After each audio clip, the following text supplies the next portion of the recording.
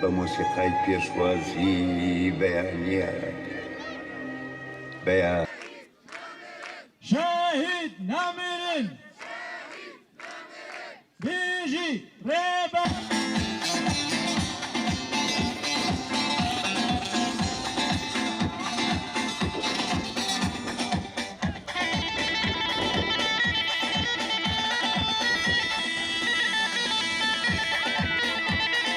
لە نێو ئاپۆڕای سەدان هەزار لەدایک بووندا لەدایک بوو لە نێو ئاپۆڕای سەدان هەزار لەدایک بووندا لەدایک بوو بەڵام وەکو خۆر لە نێو گەلە ئەستێرەی گەردووندا درەوشایەوە وەکو چۆن خاک و ئاو خۆراک پێویستن بۆ ژیان لەدایک بوونی ڕێبەراپ و بۆ کورد و مرۆڤایەتی ژیان بوو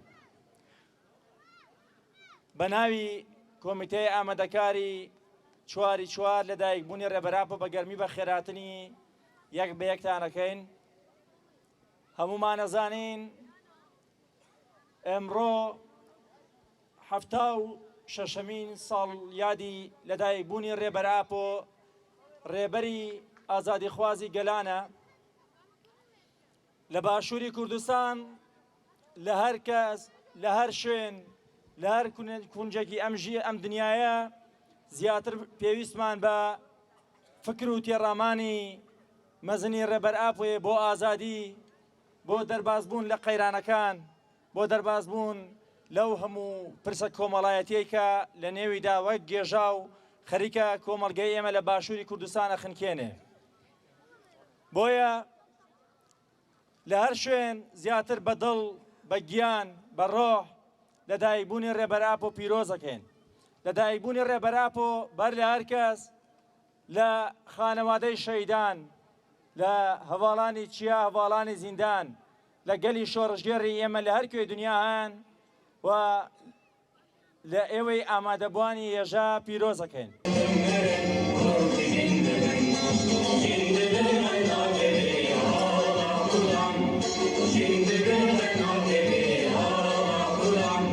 ئازادی جەستەیی بۆ ڕێبەرئاپۆ چارەسەری سیاسی بۆ کێشەی کورد بە بۆنەی 75 ساڵی لەدایکبوونی ڕێبەرئاپۆ پیرۆزبایەکی بەشکۆ لە خۆمان و گەلی کورد و تەواوی گەلانی ئازادیخوازی جیهان دەکەین. 4 نیسان سەرەتا بۆ گەلەکەمان و پاشان بۆ تەواوی ئازادیخوازان ڕۆژێکی گرنگ و مێژوویە. چونکە لەدایکبوونی ڕێبەرئاپۆ و دامەزراندنی چەمکی ئایدۆلۆژی سیاسی ئەخلاقی بزوتنەوەی ئاپۆجێتی لە کوردستاندا بەواتای سەرەتایەکی نوێ و وەچەرخانێکی گرنگی لە مێژووی تێکۆشان لە کوردستان و ڕۆژهەڵاتی ناوەڕاستدا لەگەڵ خۆی هێنا.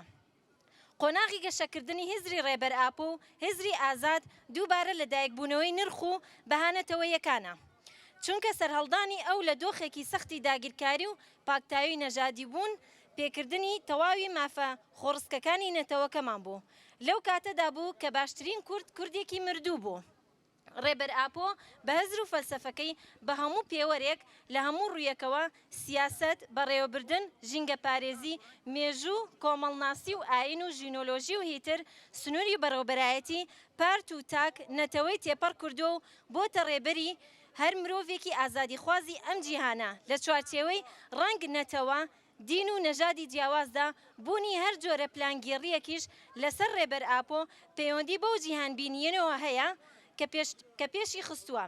کاریگەری ڕامان و هیزرەکانیەتی بۆ ڕزگارکردنی تاک و کۆمەڵگا بە کۆیلەکراوەکان لەژێر چەپۆکی سیستەمی سەرمایەداری بەرژەوەندی خوازەکان تا دوجار لەگەلە کۆمەیەکی نێودەوڵەتی دەستگیر کرا و ڕادەستی دەوڵەتی فاشیستی تورکیا کرایەوە. بەم گەلە کۆمەیە و بە حیسابی خۆیان ئیتر ڕێبەرئاپۆ و ئەو بزوتنەوەی ڕزگاری خوازی هاوشێوەی گوڵێک لە نێو بێشەڵان و درک ئافراندبووی کۆتاییان پێدەهێنرێت. بەڵام ڕاستیەکی ڕوونە کە لەو کاتەوە ئەم هزر و فەلسەفەیە ڕۆژ بە ڕۆژ لە فراوانبوون و گەشە سەندندایە. ڕەگی ئایدۆلۆژیاکەی نەک تەنیا لە کوردستان بەڵکو لە تەواوی جیهان و خۆی بەنێو خاکی هزر و بوونی ملیۆنان مرۆڤی ئەویندار و ئازادی داهێشتۆتەوە. لەو کاتەدا هەم لە گەلەکەمان و لە ناونیشاندا هاوشان لەگەڵ ژنان و گەنجانی وڵاتانی دەرەوە ناوچەکە لە چالاکی هەمەجۆر و فرەچە شندان بۆ ئازادی جەستەیی ڕێبەرئاپۆ. لە ئەوروپا کوردان و دۆستانمان لە نەتەوە جیاوازەکان سەدان چالاکیان بۆ ئازادی و ناساندنی زیاتر و هزر و کەسایەتی ڕێبەر ئاپۆ ئەنجام داوە. ئەمەش کاردانەوەیەکی گرنگ و بە کاریگەری بە دوای خۆیدا هێناوە. سەرەڕای هەموو ئاستەنگی و بنپێکردنی مافە مرۆییەکانی لە هەمان کادا گۆشەگیرکردن و ڕێگەنەدان بە ئەنجامدانی دیدار لەگەڵیدا شەڕێکی تری تایبەتە لە دژی گەل و خودی ڕێبەرەکەمان بەڕێوە دەچێت. سەرڕایبوونی هەموو هەوڵ و گوشارەکان لەسەر ئاستی کوردستان و دەرەوەدا، بەڵام دەوڵەتی تورک سوورە لەسەر درێژەدان بە سیاسەتەکانی لە بەرامبەر کورد و ڕێبەرەکەیدا کە کلیلی چارەسەریە بۆ تەواوی کێشەکانی کورد و تورک هەموو کێشە مرۆییەکانی ڕۆژهەڵاتی ناوین تا ئێستاش بەردەوامیان هەیە. لەگەڵ ئەوەشدا ڕێبەر ئاپۆ لە بەرامبەر ئەم سیاسەت و گەلە کۆمانە بەرخودان و قارەمانێتیەکی بێوێنە توانیوێتی بە تەواوی ئەرکی ڕێبەرایەتی مێژووی خۆی پێک بهێنێت، هەموو ئەم پلانگیڕیانە پوچەڵ بکاتەوە، ببێتە هیوا و چارەسەری بۆ هەموو گەلانی بندەست بۆیە لەدایکبوونی ئەو سەر لە نوێ لەدایکبوونەوەی هیوای ئازادی بوو، هەروەها ئازادبوونیشی لە زیندانی ئیمراڵی بەواتای ڕزگاربوونی مرۆڤایەتی و ئافراندنی کۆمەڵگەیەکی ئازادە. گەلەکەمان لە باکووری کوردستانیش بە ئەنجامدانی ڕێپێوانی درێژمەودا بۆ ئازادی لە چوارچێوەی هەڵمەتی ڕێپێوانی ئازادی، هەروەها مانگرتنی دایکان و زیندانیانی سیاسی بوونە پاڵپشتیەکی باش بۆ سەرخستنی ئەم هەڵمەتە. دیسانیش هەم لە ڕۆژئاوا و هەم لە باشوور و هەم لە ڕۆژئاوا لە ئاستێکی زۆر بەرزدا ئەم هەڵمەتانە بەڕێوە چوون. چالاکی زۆر بەجۆر لەو چوارچێوەیەدا ئەنجام درا و ئێمە هەموو ئەو چالاکیانە لە هەر شوێنێکی ئەم سەرزەویە ئەنجام درابێت بەڕێزەوە سڵاو دەکەین. هەروەها بەشداری گەلەکەمان لە جەژنی نەتەوەی نەورۆزی ئەم ساڵدا کە جەژنی نەورۆزی ئازادی ڕێبەر ئاپۆ بوو و لە هەموو مەیدانەکان لە هەر چوار پارچەی کوردستان و دەروی کوردستان و تورکیاشدا ئەم دروشمە بەرز کرابووە. بەشداری گەل لە ئاستێکی یەکجار بەرزدا دەبینرا، هەروەها جۆش و خڕۆشی بانگەشە بۆ هەڵبژاردنە ناوخۆییەکەی تورکیا و باکووری کوردستان لە سیوێکی ئادار ئەمجاندرا وتنەوەی دروشمەکانی بژی سەرۆک ئاپۆ ژن ژیان ئازادی، دواتریش سەرڕای نانەوەی پشێ و ئەنجامدانی ساختەکاریەکی زۆر لە شارە کوردیەکان.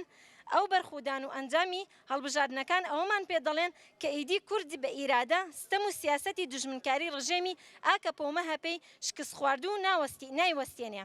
بێگومان ئەو لێهاتی و سووربوونە بۆ گەیشتن بە ئازادی ئافرێنەڕەکەی ڕێبەر ئاپۆیە.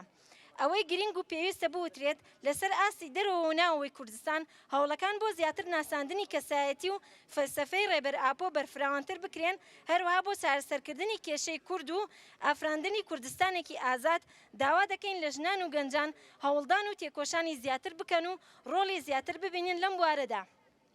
ئێمە لە ساڵیادی لەدایکبوونی ڕێبەری گەلان و ئافرێنەری پارادیگمای کۆمەڵگەی دیموکراتیک و ئازادی ژن و ژینگە پارێزی خۆمان بە خاوەن و بەرپرسیارەتی و فراوانکردنی ئەم جیهانبینینی دەبینین.